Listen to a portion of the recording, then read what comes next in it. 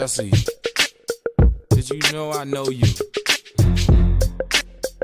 Yeah, I know you. What's up, y'all? I got this little interview of Mickey Spagnuolo interviewing Kris. You probably my son now. But anyway, I'm kind of in the middle of getting mad right now. But anyway, hope you guys enjoyed this video. I know I did. It was really informational. You could see a little bit of our defense, here and there. But I really did like what he has to offer. I hope you guys like it too. Let me know what you think. Drop your likes, comments, and subscribe. That's it. I'm out. Peace. And pass game coordinator Kris Richard. First time in like 9 years you've changed locations, changed teams. Yeah. What's that been like for you? Man, it's been an awesome transition. It really has. We're in a great area. Obviously, again, this is a tremendous football state. Our fans are tremendous here. And it's really something that you dream about. Again, it's America's team, and every other cliche that you could think of, it's true and it's real. It's a great place to be. We're with great people. Again, the guys in the locker room have been great. The coaches, everybody upstairs, it's just been fantastic. The transition has been smooth. How about for you, you used to being with Seattle all those years, you were with Pete Carroll all those years, and now it's something different for the first time. Is that a tough transition from a coaching standpoint? No. Like I said, I'm privileged with the opportunity to be myself. And that's all I can offer, and that's all I know how to be. And it was kind of laid out on the table during the interview process when we came in, and for me, it just made too much sense. What the organization had to offer, from Mr. Jones, the Jones family, from Coach Garrett to Coach Marinelli, it just made too much sense to come here and be a part of this. Now, you've had some pretty good influences in your coaching career between Pete Carroll, who you go back to as a graduate assistant at Southern Cal, guys that went on to be head coach, Gus Bradley, Dan Quinn. Who do you think had the biggest influence on maybe your coaching philosophy? Yeah, it's Coach Carroll, beyond a shadow of a doubt, because he's been the coach that I've had the most time around. And it's really the energy, the enthusiasm, the care and the love that you come with every day that truly makes the difference. And that's what he presents. It's just natural, again, pure, unadulterated energy that you come with each and every single day. And again, it was during that process to where I got to find myself. I got to hear my voice as a coach. And now it's what I'm able to provide. And it's at least what I do my best to provide to everybody each and every single day. Now, you're pretty animated out there. Were you always like that as a kid growing up, as a player? You played in the league?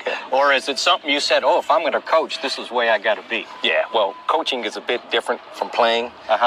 Somewhere along the lines as a player, you can't waste energy like that. You have to keep your power and your energy within you. My voice grew more as a coach. I've always prepared in the fashion that I do when I played and when I coach. So it's not about the preparation, but it is about the expression and the way that I express. I get to do it more. I've been this way as a player. Again, like to have a great time, again, like to show and have a lot of energy, and I've been like that my whole life. And to show that, now this was the first week of OTAs with the Cowboys, and I saw you also did a little officiating out there on what should have been an offensive pass interference. Yeah, no question about it. And that's what it's all within good fun. If we're all out here and we're all involved, and that's it. It's just the sport is tough enough as is, So we're out here. We have a fantastic opportunity just to enjoy it, man, and that's what it should be about. So you played for 6 years. Most times when guys get done playing, it's like, okay, I'm done. What made you want to get into coaching? I just always knew that I wanted to when I was young. My dad coached me, my uncle coached me, and we were always so close and tight-knit. And I had such a tremendous time playing as a kid.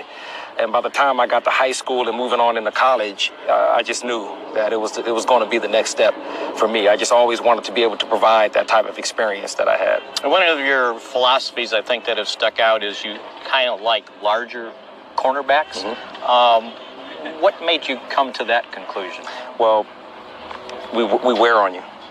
Like it's just we were on you. We make it very difficult for people at the line of scrimmage because we challenge you consistently at the line, and that's what it's about. No easy releases, no easy downs. Just want to challenge everything, and just being bigger and longer, it presents that challenge more consistently than the smaller guy does. And it was one of the reasons why we understand you wanted to see Byron Jones, who had been playing safety, played a little corner his freshman year, moved back to cornerback, a little larger guy. Yes. Always wanted to have an opportunity to work with Byron Jones. Really? Yeah. I mean, you're talking about one of the premier athletes now that he's going to be playing corner at the position. So, again, he has tons of work ahead of him. He is doing a phenomenal job. He is a tremendous student. He is cerebral. Again, we already know the type of athlete that he is. But it's a joy to work with guys of that nature. He's a consummate professional. He's a leader on our football team, and it's just good to have him around. Now, the rest of it, you got a bunch of young pups that are just kind of trying to find their way. So how do you kind of treat those guys and get to know maybe what their skills are in a short period of time? Yeah, we let them go. Yeah. I said we let him go. I said a wise man once said a long time ago, if a dog's gonna bite you, he'll do it when he's a puppy. So now that we got a bunch of pups, let's see if they bite. And then now we just have to make sure we're channeling the energy, channeling the technique, channeling the fundamentals, channeling the assignments all in the right direction. These guys all have good heads on their shoulders. They're good kids. They're good men. And right now, it's just it's too soon to tell. But we got a lot of work ahead of us. But we're chomping at the bit. We're going to be ready to roll. And I mentioned cornerback, but you also got to take care of the safety position. No doubt. Another young pup back there with Xavier Woods. Yes. The Cowboys thought a lot of in the draft to trade into the 6th round to grab him. What were your thoughts of him so far? Because everybody's thinking, they need a safety. This guy's going to be our sideline guy. And he's got the speed, he's got the mind, he's got the toughness. He has the tools to do what we're going to require out of our middle of the field safety, out of any safety, in any position that we have him. He's got the tools that's required. Again, Jeff Heath has the tools that's required. Kayvon Frazier has the tools that's required. Again, we got a bunch of guys here that has the tools that's required. Again, it's going to be our responsibility to make sure that we grow them in a proper fashion. Now, also, I mentioned at the top here, he's also the defensive pass game coordinator when they go in their change-up defenses. And I'm guessing that's somehow, some way going to include Leighton Vander Esch. What are your thoughts for him in maybe playing in the pass defense? Yeah, it's going to be assignment and responsibility. He's got great length, really good speed. He's got a really good mind for the game, and it's just tremendous length. He's going to create a problem for the quarterback trying to find the open window. So, again, we're really interested just to see him continue to grow and get in the proper position consistently. Okay, appreciate your time.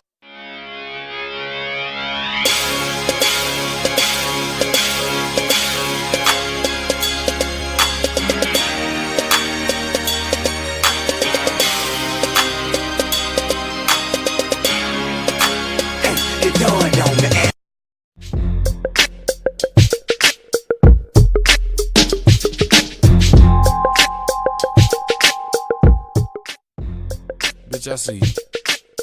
Did you know I know you? Yeah, I know you.